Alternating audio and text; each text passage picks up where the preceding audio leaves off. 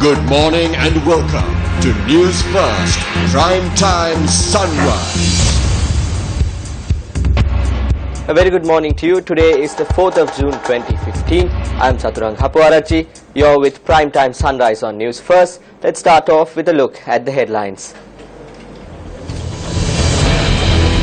Suspect arrested in connection to the murder of retired Grama Niladhari Pattani Rasik remanded.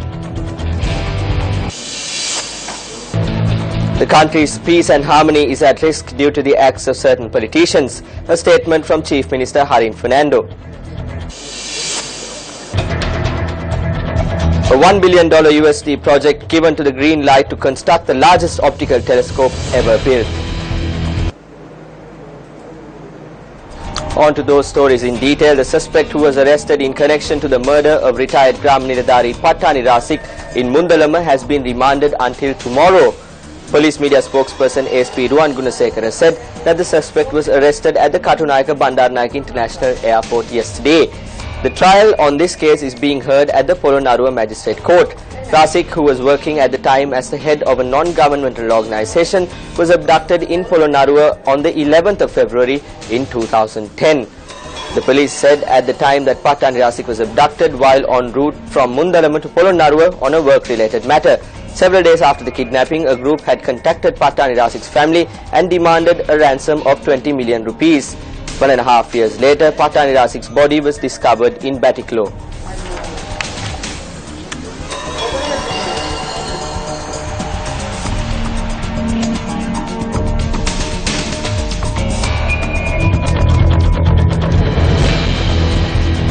The Sri Lanka Bureau of Foreign Employment says that Sri Lankan expatriates in South Korea have been notified of the Middle Eastern Respiratory Syndrome or MERS, which is widespread in South Korea. The Bureau's Deputy General Manager Mangala Randhani said that the expatriates have been educated on health safety measures to prevent the virus from spreading.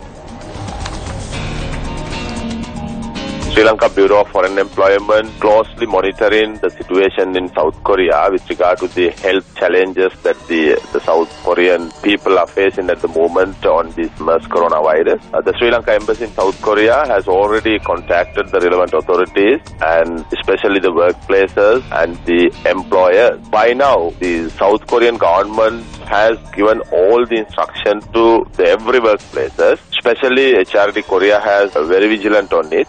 The thing is, there is no any fear on it, and we are asking the Sri Lanka, the workers' family members, don't get panic on it and don't get any fear on it because the workers are safe and they have been instructed to get the precautions. And we are also requesting the family members, when you make a call to your family member working in South Korea, to follow the health instruction given by the Korean government. Meanwhile, South Korean President Park Geun-hye convened an emergency meeting yesterday and said everything must be done to stop Middle East Respiratory Syndrome or MERS as fear of the disease shut hundreds of schools. 5 more cases were confirmed yesterday, taking to 30 the number of infected in South Korea since the outbreak began there 2 weeks ago. 2 people have died, fueling fear in the country with the most cases outside the Middle East where the disease first appeared. The Education Ministry said that more than 200 schools were closed yesterday, most of them in the province of Jeonji, around Seoul, where the first death occurred on Monday.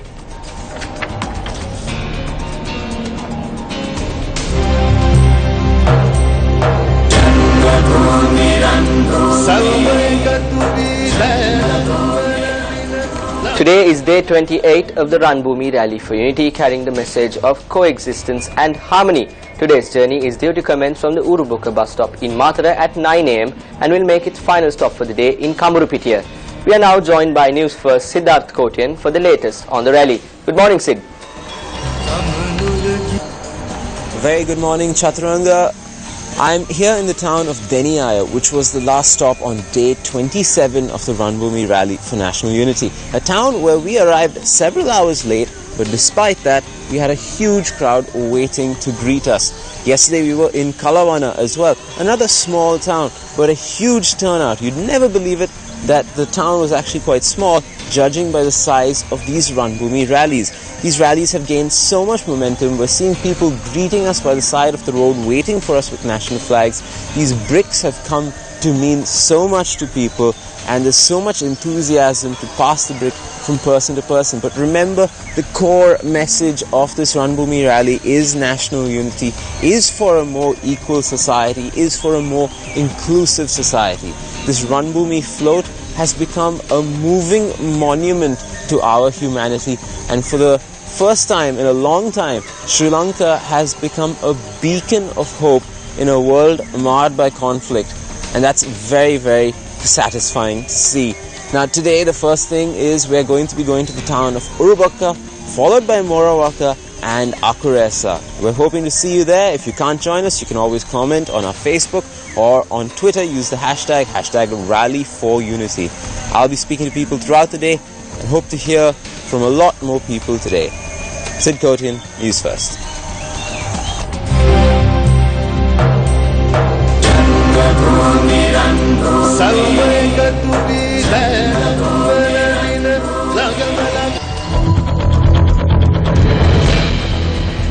Still on local news, Chief Minister of the Ua Province Harin Fernando says that the peace and harmony of the country is at risk due to actions of certain politicians.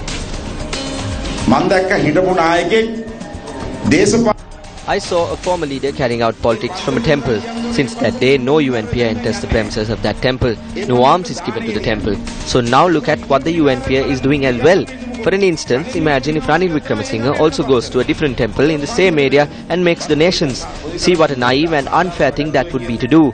The country's politics should be run not inside a temple, church or school.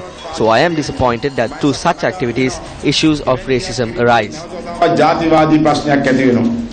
Chief Minister Harin Fernando made this statement at the event organised to lay the foundation stone of a 3-storey building at the Al-Adan Muslim School in Badulla. The Chief Minister also took part in an award ceremony.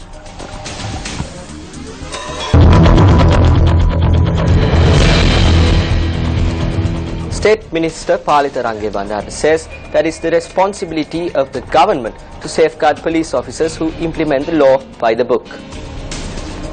රටේ හිටපු ජනාධිපතිවරයා වෙනුවෙන් කඩේ යන ඔහු නැවත Those who were extremely loyal to the former president of this country and say that he be appointed as the Prime Minister of the country are of the indecent and indisciplined opinion that the current disciplined police who implements the law in a proper manner should be stoned to death. This country has been transformed from an era where people were abducted in white vans and murdered to a wondrous country of law and order. At the time this is being done, a southern provincial councillor is saying that when they come to power, back to the Rajapaksa rule, the police will be beaten to death. I asked the police officers to act without fear. We would like to remind everyone that when a certain issue is at hand, the government is by your side to give you protection. Investigations have been launched to locate an individual who abducted a girl in Gorakaduwa, Palawatta, Meghatanna. The police said that the child was rescued by locals in the area while the 10-year-old girl was being abducted by the suspect. The suspect had subsequently fled the scene. The police added that a special team has been assigned to apprehend the suspect, who is identified as a 43-year-old resident of the same area.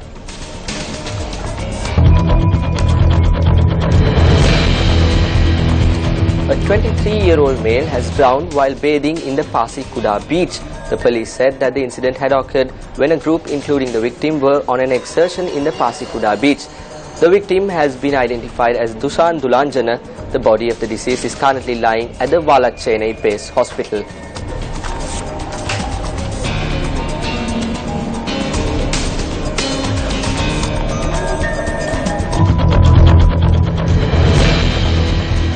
Three people sustained severe injuries in a motor accident which took place on the Mullavaikal A35 road in Mullaitivu. The accident was the result of a head-on collision between a private bus and a three-wheeler. The injured were admitted to the Mullaitivu District Hospital and later transferred to the Jaffna Teaching Hospital for further treatment.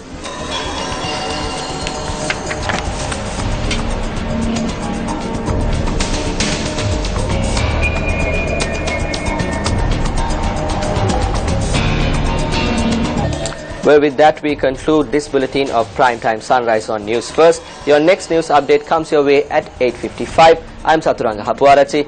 Have a productive day ahead. Hotline 0114 896 896. www.newsfirst.lk. Feedback at newsfirst.lk.